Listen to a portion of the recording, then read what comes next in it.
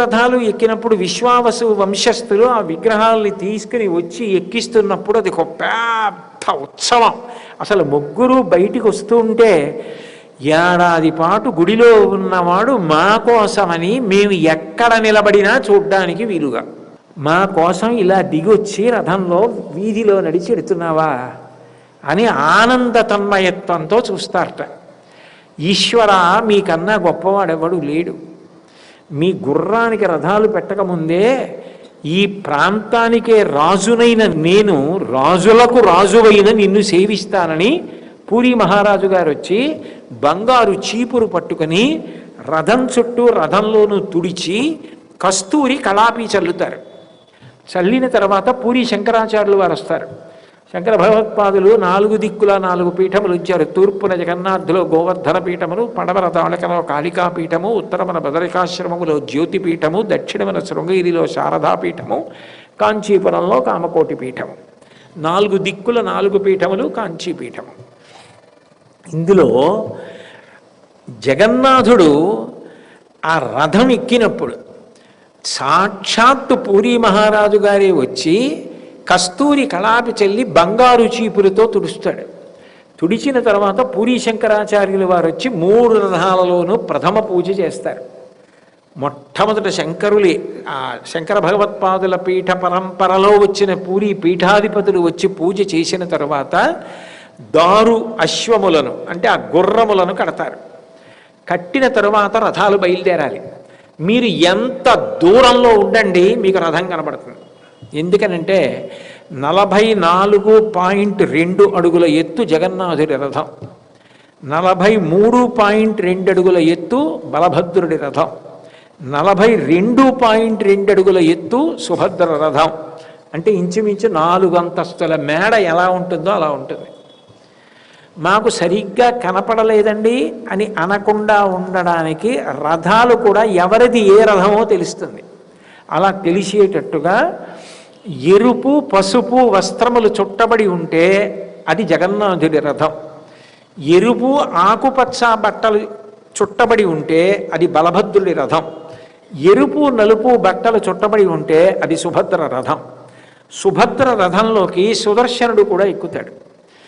ఎక్కిన తరువాత ఒక్క జగన్నాథస్వామి వారి రథంలో మాత్రం ప్రత్యేకంగా 8 మంది అధిష్టాన దేవతలు ఉంటారు. అసలు జగన్నాథ పురినంతటినీ కూడా 8 దిక్కుల 8 క్షేత్రపాలకులు కాపాడుతుంటారు. అమ్మవార్లు మీరు లోపలికి ఎడుతుంటేనే ఓ అమ్మవారు కనబడుతుంది. మౌసామి మందిర్ కూడా ఒక క్షేత్రపాలకురాలు. అప్పుడు జగన్నాథుడు రథాన్ని అధిరోహిస్తాడు. ఆ అధిరోహించినప్పుడు విశేషం ఏమిటంటే లాగేటటువంటి తాడు ఒక్కొక్కరి దగ్గర ఒక్కొక్క సర్పం వాటిని స్పృశించడం చాలు, అంత గొప్ప.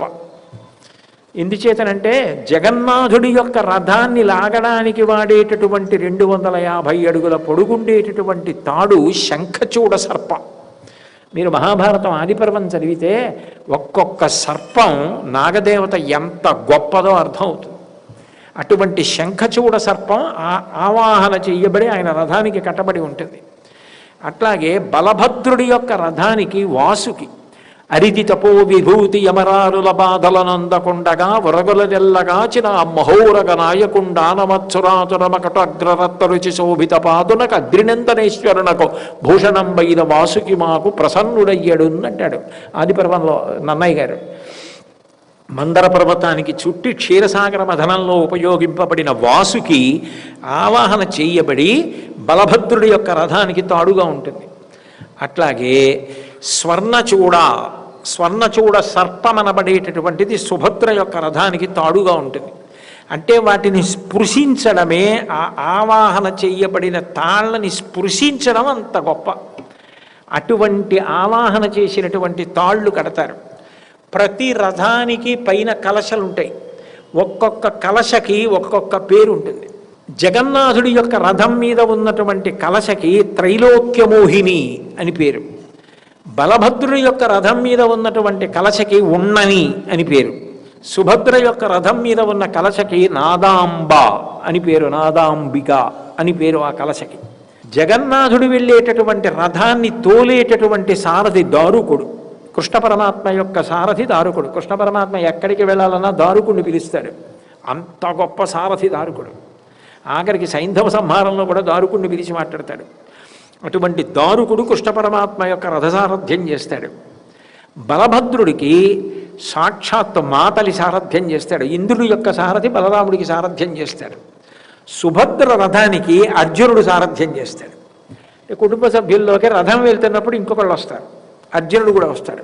అప్పుడు కృష్ణుడు ఇంకెంత ప్రసన్నుడై ఉంటాడు. ఎదురుగుండా బావగారు కనపడుతుంటే అర్జునుడు సారథ్యం చేస్తాడు.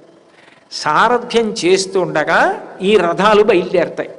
ముందు బలభద్రుడి రథం పెడుతుంది, వెనక సుభద్ర రథం పెడుతుంది, ఆ వెనక కృష్ణ పరమాత్మ రథం పెడుతుంది. ఈ రథాలు కదిలి వెడుతున్నప్పుడు ఎవరు రథం వంక చూశారో, ఎవరు రథంలో ఉన్న పరమాత్మ యొక్క మూర్తిని చూస్తున్నారో నాకు కనపడలేదన్న మాట అనడానికి అవకాశమే ఉండదు. ఎందుకనంటే 6 అడుగుల ఎత్తు మూర్తులు ఉంటాయి, సుస్పష్టంగా కనపడుతూ ఉంటారు దేవతామూర్తులు. ఆ రథాలు లాగుతుంటే కేవలం 3 కిలోమీటర్ల దూరంలో ఉంటుంది గుండీచా మందిరం.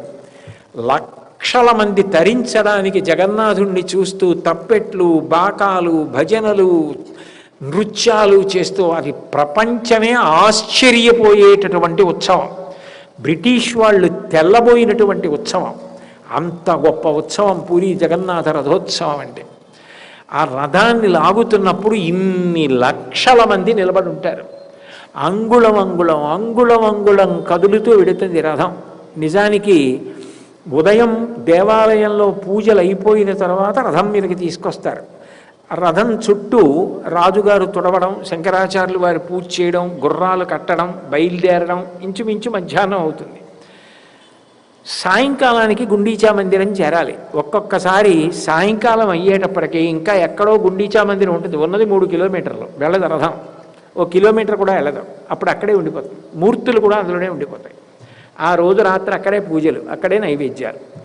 పంట పండిందని జనులందరూ కూడా రాత్రింబవళ్ళు అక్కడే కూర్చుని భజనలు చేస్తారు. ఆ రథాల చుట్టూ ప్రదక్షిణాలు చేస్తూ ఉంటారు, తిరుగుతూ ఉంటారు. రాత్రంతా అక్కడే ఉండి రథం మళ్ళీ మర్నాడు ఉదయం బయలుదేరుతుంది. బయలుదేరి గుండీచా మందిరానికి వెడుతుంది. వెళ్ళిన తర్వాత లక్ష్మీదేవికి సంబంధించినటువంటి విశేషాన్ని మీకు చెప్పాను. అట్నుంచి తిరిగి వచ్చేటప్పుడు విశేషం ఏమిటంటే భార హృదయంతో అయ్యో పిన్నమ్మని వదిలి పెడుతున్నామే అని బెంగ పెట్టుకుని వస్తాట. ఆవిడ కూడా ఏడాదికి ఒక్కసారి వస్తాడని అంత ప్రేమగా సాగనంపోతుందిట. పిన్నమ్మ పెట్టిన పదార్థాలు తిని ఇంద్రజుమ్న మహారాజు గారి భార్య గుండీచాదేవిని అంత అనుగ్రహించి రథాలు తిప్పడం ఒక పెద్ద ఉత్సవం. రథాలు తిప్పి పెడతారు ముందే, మళ్ళీ రథాలు అధిరోహించి మళ్ళీ తిరిగి వస్తుంటారు. వస్తున్నప్పుడు మౌసామి మందిర్ అని ఒక మందిరం, ఆవిడ్ని అర్ధాశని అని పిలుస్తారు. ఒకప్పుడు సముద్రం పూరీ పట్టణాన్ని కబళిస్తానని చెప్పి మహాప్రళయమునందు సముద్రం పొంగి వస్తే ఇది జగన్నాథుడు నిలవైనటువంటి క్షేత్రం, ఈ క్షేత్రాన్ని జలం ముంచడానికి వీల్లేదని ఆవిడ సగం జలం తాగేసింది. సముద్రం భయపడి వెనక్కి వెళ్ళిపోయింది. సముద్ర జలాలు సగం తాగి కాపాడినటువంటి తల్లి కాబట్టి ఆమె యందు ప్రీతితో జగన్నాథ రథం మౌసామి మందిరం దగ్గర ఆగుతుంది. బలభద్ర రథం, సుభద్రా రథం ముందు వచ్చేస్తాయి. అక్కడ ఆగిపోయి ఆవిడ ఇచ్చిన పాయసం తాగుతాడు. పరమ ప్రీతితో ఇంత ఉపకారం చేసిన తల్లి అని ఆవిడ ఇచ్చినటువంటి పాయసం తాగి జగన్నాథుడు వస్తాడు.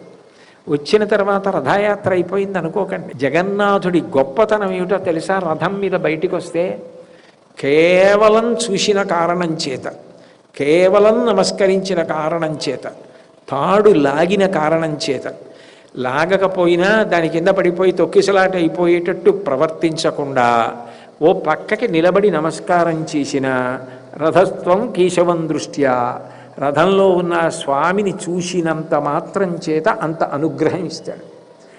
ఆయన తిరిగి వచ్చిన తర్వాత మననే కాదుట అనుగ్రహించేది. ఈ రథయాత్ర గురించి వింటున్నప్పుడు, ఆయన వాళ్ళ రథాల పేర్లు వింటున్నప్పుడు, వాటి వస్త్రాలు విన్నప్పుడు, వాటి కలశలు విన్నప్పుడు, వాటి తాళ్ళు విన్నప్పుడు, వాటి సారథులు విన్నప్పుడు ఆయన ఎంత సంతోషిస్తాడంటే, వాడు రథయాత్రకే వచ్చి దగ్గరుండి చూసి రథంలాగి గుండీచా మందిరం వరకు తీసుకెళ్ళి వెనక్కి తీసుకొచ్చినంత ఫలితాన్ని ఇస్తాడు. ఎందుకంటే శృణ్వం తపః చూడడం తపస్సు అయితే వినడం కూడా తపస్సే. తపస్సుకి సిద్ధి ఈశ్వర కృప.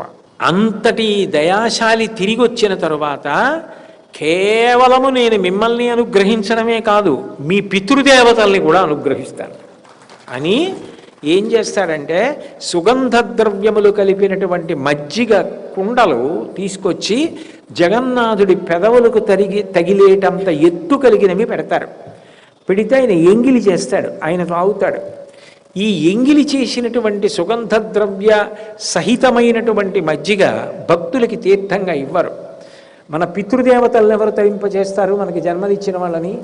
పితృదేవతల్ని తరింపచేయడానికి ఈ కుండలలో ఉన్న మజ్జిగ నేల మీద వంపేస్తారు. అంటే అదంతా పితృదేవతలకు చెల్లాలి. అంటే కేవలం ఆ ఉత్సవం చూసినవాడు తనని తాను తరింపచేసుకున్నవాడే కాదు, తనకి జన్మనిచ్చిన పితృదేవతల్ని కూడా తరింపచేస్తున్నాడు. జగన్నాథుడు దేవాలయంలోకి వెళ్ళిన బయటికి వచ్చిన కాళ్ళు చేతులు పూర్తిగా ఉండకుండా ఉంటాడు కదా. రథంలో ఉండగా లోపలికి వెళ్ళిపోవడానికి ముందు రోజు సాయంకాలం ఒక విచిత్రం జరుగుతుంది. కొన్ని టన్నుల బంగారు నగలు తీసుకొస్తారు. తీసుకొచ్చి నలుగురికి అలంకారం చేస్తారు. ఆ అలంకారం చేసినప్పుడు మాత్రం స్వామివారు వెలిగిపోతాడు ఆ కాంతుల్లో. ఆ దీపాల కాంతులు, ఆ బంగారు నగల కాంతుల్లో అంత వెలిగిపోతాడు. వెలిగిపోతూ అప్పుడు మాత్రం పూర్తిగా కాళ్ళు చేతులతో దర్శనమిస్తాడు. శంఖచక్రాలు పట్టుకొని కాళ్ళు చేతులు కూడా బంగారంతో పూర్ణంగా అలంకృతమవుతాడు. అలంకృతమై విష్ణుస్వరూపంగా దర్శనమిస్తాడు. అట్లాగే సుభద్ర, అట్లాగే బలరాముడు, అట్లాగే సుదర్శనం. ఈ బంగారు నగలు ఇన్ని కోటాను కోట్ల రూపాయల విలువైన వాటితో ఆయన అలంకృతమై ఉండగా ఇన్ని లక్షల మంది దర్శనం చేసుకుని ప్రదక్షిణాలు చేస్తారు. చేసిన తరువాత లోపలికెడతాడు. ఈ వెళ్ళే ముందు కూడా, అంటే గుండీచా మందిరంలో బయలుదేరినప్పుడు కూడా, తన మందిరంలోంచి బయటకు వచ్చినప్పుడు రాజుగారు ఎలా తుడిచి కళ్ళాపి చల్లారో, ఎట్లాగైతే పూరి శంకరాచార్యుల వారు వచ్చి మొదట పూజ చేశారో అట్లాగే మళ్ళీ ఆయన బయలుదేరి శ్రీమందిరానికి వస్తున్నప్పుడు కూడా అట్లాగే ఉపచారములు జరుగుతాయి. జరిగిన తర్వాత తిరిగి వస్తాడు. ఆ తిరిగి వచ్చేటప్పుట ఎంత దయతో ఉంటాడంటే, నా కోసం వచ్చి నిలబడ్డావా చూడ్డానికి, సదయ దయాసింధు. అక్కడ సముద్రం ఒడ్డున, ఆ సముద్రం ఈయన దయాసముద్రం ముందు ఎందుకు పనికిరాదుట. నా రథం చూడ్డానికి, రథయాత్ర చూడ్డానికి వచ్చావని అంత పొంగిపోతాట. దయాసింధు బంధు సకల జగతాం. నువ్వు ఎవరికి బంధువు కాదు, సమస్త జగత్తుకి బంధువువి. సింధుసుతయ, లక్ష్మీ సహితుడవైనటువంటి ఓ జగన్నాథ, ఆ అమ్మ దయకి గుర్తు. అందుకే లక్ష్మీదేవి ఎక్కడ ఉంటుంది అంటే వక్షస్థలంలో ఉంటుంది. మీరు చూడండి, ఎవరైనా తప్పు చేశారనుకోండి, ఆయనకి దయ లేదండి అని ఇలాగో, ఆయనకి దయ లేదా అండి అని భుజం చూపించరు. అదేంటండి దయలేదు అని ఇలా చూపిస్తారు. అంటే ఆ తల్లి వాత్సల్య స్వరూపిణి. ఆయన యందే గుండెలలో దయ కింద ఉంటుంది. వేదాంత దేశికులు దయాశతకము అని చేశారు. అటువంటి దయాస్వరూపిణి అయినటువంటి అమ్మతో కలిసి ఉన్నవాడా, రథారూఢో గచ్చన్ పదిమళిత భూదేవమకుటై భూదేవ పటలై. బ్రాహ్మణులు వేదం చదువుకున్నటువంటి వాళ్ళు ఆ వేద మంత్రములు చదువుతుంటేట చెవులొగ్గి వింటాట. ఇది ధర్మమునకు ప్రమాణము కదా, గురు శుశ్రూష చేసి స్వరంతో ఇంత బాగా నేర్చుకున్నారా అని. అంటే వేదం చదువుకున్న వాడికి ధన్యత ఏమిటి అంటే జగన్నాథుడి రథం పెడుతున్నప్పుడు వేదం చదవడం. భూదేవ పటలై, అంతటి మహానుభావుడు. స్తుతి ప్రాదుర్భావం, వేదస్థుతిని వింటాడు. ఏమీ రాకపోయినా జగన్నాథ జగన్నాథ జగన్నాథ జగన్నాథ గోవింద గోవింద గోవింద అంటూ ఆయన దగ్గర నిలబడినటువంటి వాడి భక్తిని స్వీకరిస్తాడు. మౌనంగా నిలబడినా స్వీకరిస్తాడు. రెండు చేతులు జోడించి తల తాటించి, ఇక్కడ పుట్టిన ఆలోచనలు, చెయ్యకూడని పనులు ఈ రెండు చేతులతో చేశాను, క్షమించమని ఇలా అన్నవాడి పాపములను తొలగిస్తాట. అంతటి దయాసింధుర్బంధు సకల జగతాం సమస్త జగత్తుకి బంధువైనటువంటి వాడా రథారూఢో గచ్చన్. లోకంలో కేవలం మమ్మల్ని, మా పితృదేవతల్ని సంతానమే అక్కర్లేదని అడిగి భవిష్యత్తులో ఎవరు వాళ్ళు అని భక్తులకి నీకు అడ్డు రాకూడదని స్వార్థత్యాగంతో వరమడిగిన ఇంద్రజన్మ మహారాజుని భార్యని అనుగ్రహించడానికి గుండీచాదేవిని పినతల్లిగా స్వీకరించి బృందావనం చేసుకుని ప్రతి ఏడాది పెడతావా?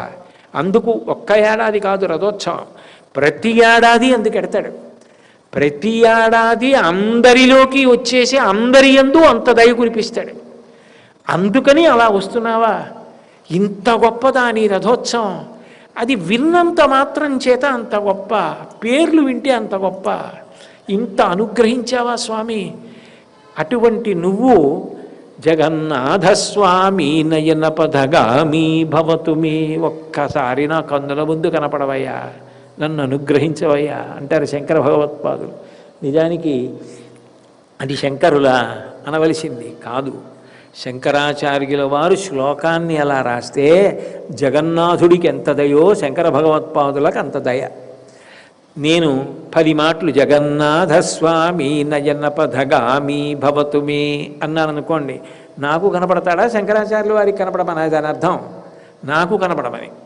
శంకరాచార్యుల వారు రచన చేసిన 10 మాటలు నేను అనగా అనగా అనగా అనగా నన్ను ఏం చేస్తాడు? అదే అనుగ్రహిస్తాడు. ఏది నేనన్నానో అదే నాకు ఇస్తాడు. జగన్నాథుడా కనపడు కనపడు కనపడు అన్నావు కదూ అని అకస్మాత్తుగా ఏం చేస్తాడంటే నన్ను తీసుకెళ్ళి దర్శనమిస్తాడు. కాబట్టి జగన్నాథుడు అనుగ్రహప్రదాత. అటువంటి జగన్నాథస్వామి నయన పదగామి భవతు మే.